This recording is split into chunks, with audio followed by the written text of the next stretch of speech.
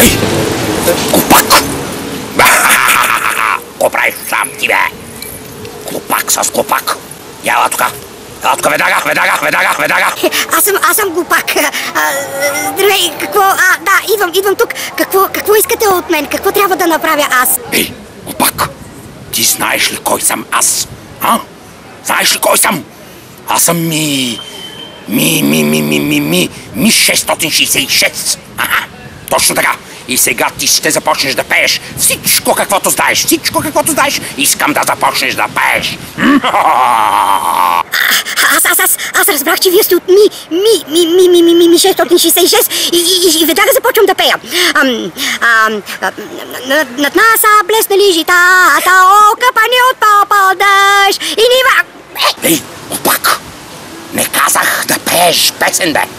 Казах да си изпееш всичко каквото знаеш, бе! Това е друго, бе! Не да пееш песен, а да си изпееш онова, което знаеш. Ясен ли съм? Айде, започвай! Аз пък помислих, че трябва да изпея нещо. И затова тръгнах да пея, понеже знам само една песничка. Добре, няма. Сега всичко ще си кажа. Господин Ми 666. Аз се казвам Глупак Глупендерски Караглупашки. И съм от държавата Глупендрия. При нас, в нашата държава, всички са глупаци. Като започнем от малките дечица, които са големи глупаци, и стигнем до най-големите глупаци. Например, в нашата държава много харесват това да си глупав. Значи, колкото си по-глупав, толкова си по-богат. И толкова повече те уважават. Най-големите глупаци си ги избираме за министри, министър-председатели и за президенти. И в нашата държава, колкото по-малко си чел, толкова си на по-издигнато място. Аз, например, не можах да се издигна чак толкова много, обаче искам да ви кажа, че нашия, например, министър-председател, той е най-големия глупак. Защото всички казват, че той бил прочел само една книжка. Значи толкова е глупав, че само една книжка. И всички като го видим, много го обичаме. Даже някои твърдят, че и тая книжка не е прочел, а само я прелиствал. Освен това, в нашата държава и законите са ни глупави, и пътищата са ни глупави. Ама така си се радваме на глупави закони. Например, всички глупаци, които се намират в парламента, те са толкова глупави и ние толкова много ги обичаме за тази работа, и те измислят едни глупави закони. Например, измислят глупав закон за здравеопазването. И като го измислят този глупав закон, и всички глупаци в цялата държава могат да се разболяват съвсем спокойно и да си умират, без да се притесняват. И ние така им се радваме на всичките тези наши депутати. Освен това, измисля, например, бившия министър-председател, доколкото знам, той започна да строи едни глупави магистрали. Ама много глупави магистрали. Сега разбрах, че за 3 часа само се стига от едното място до другото. Обаче пък хората през това време нямаха какво да ядат и викат: глупак, ние какво да ядем, бе? И той вика: какво ядете, бе? Аз тук магистрали ви направих. Ти хубаво направи магистрали, ние какво да ядем, бе? Какво ще ядете, бе? Не виждате ли, че тук имате магистрали, бе? То хубаво ли, че имаме магистрали, ние какво да ядем? Какво ще ядете, бе? Глупаци с глупаци! Ящи, каквото си искате! Аз магистрали съм ви построил! И така си разговаряме ние. Пък сега новото правителство, какви глупости е направило! Много хубави глупости е направило, пък съвсем новото правителство. Те, например, новото правителство казаха, че са вкарали в кошарата вълка. Вие знаете ли какво е това? Значи има един Глупеевски, той така се казва, един депутат Глупеевски, взеха, че го избраха за шеф на много тайните служби. Тоест, всички говорят за него, че бил голям глупак, защото и той май не е чел много, обаче много си го уважаваме и целият народ така от уважение излезе да протестира. И вика: моля ви се, махнете го оттам този глупак, защото той ще направи големи глупости. Освен това сега всички глупаци в нашата държава протестират. Обаче като ги попиташ: вие, що протестирате, бе? Те викат: искаме да махнем правителството, защото не са достатъчно глупави. Били малко по-умни. Вие какво искате, бе? Питаме ги ние пак. Какво искаме? Искаме да си дойдат глупаците на мястото, да си застанат и да си управляват глупаво нашата Глупендрия. Защото нашата Глупендрия не може да се управлява от умни хора. И сега не знам какво ще стане. Така че ако искате, изчакайте още малко и аз после ще ви кажа, господин Ми 666, после ще ви кажа всичко каквото знам. А за сега това е от мен Глупак Глупендерски Караглупашки. Чао.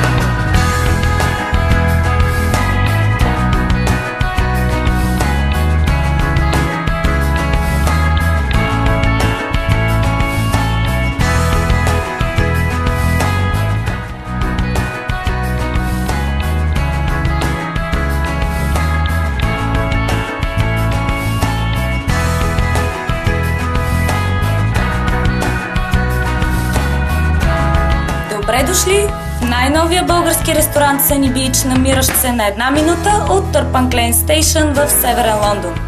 Ресторанта предлага невероятни български специалитети и разполага с градина.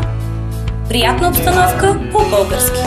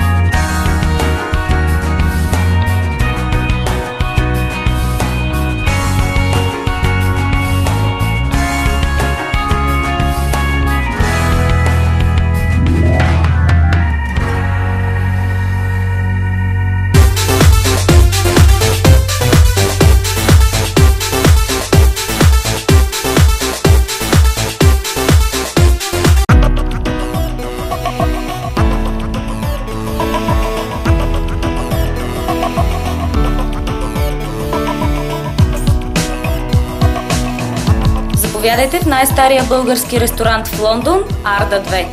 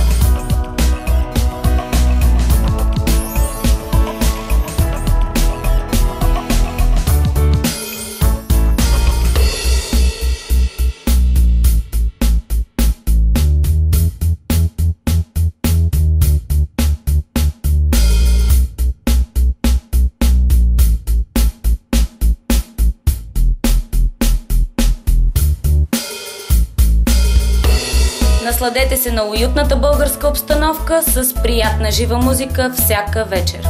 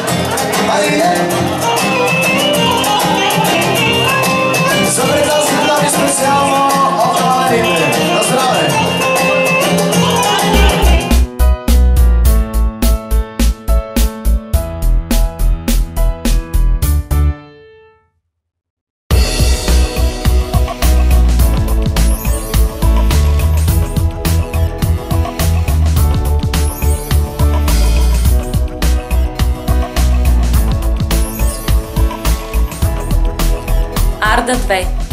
Пей в сърце.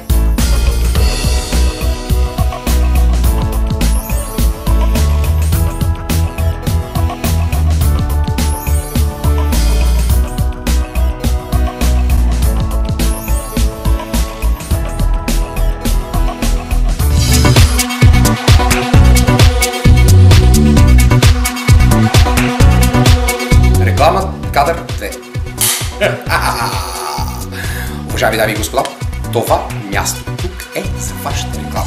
Всеки един от вас, който иска да рекламира, ние тук ще показваме какво прави, с какво се занимава и какво иска да стане. Колко много иска да забогатее. Колкото повече дава тук, толкова повече забогатява, разбираш.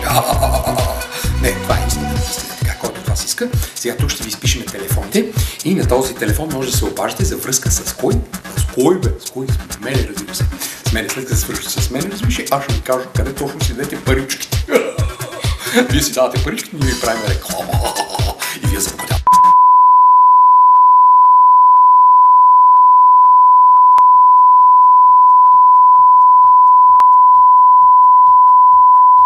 Сега обръщам се към всички богати милионери, милиардери, всички българи тук на острова, които сте забогатели.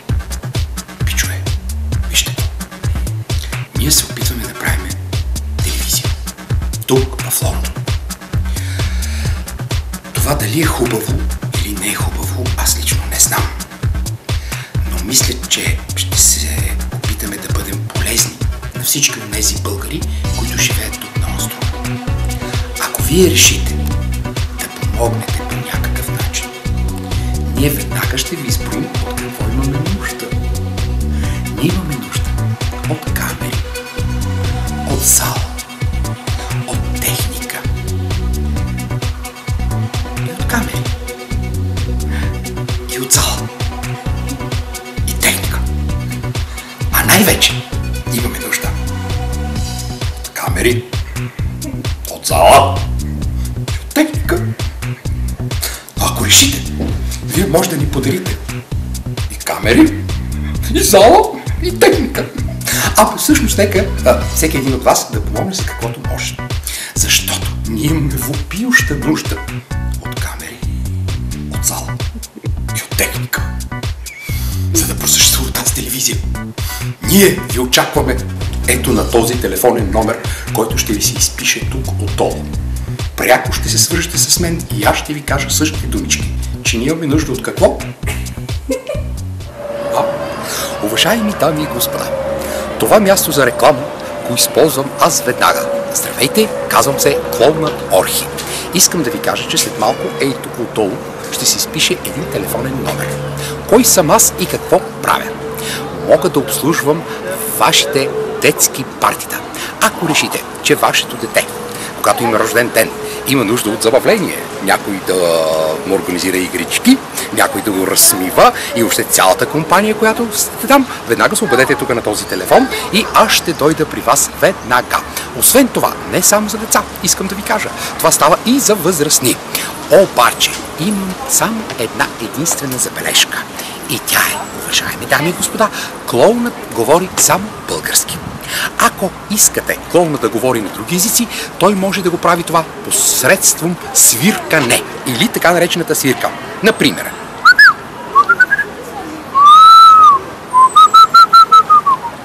и така, дами и господа, очаквам ви на този телефон. Чао и до нови срещи!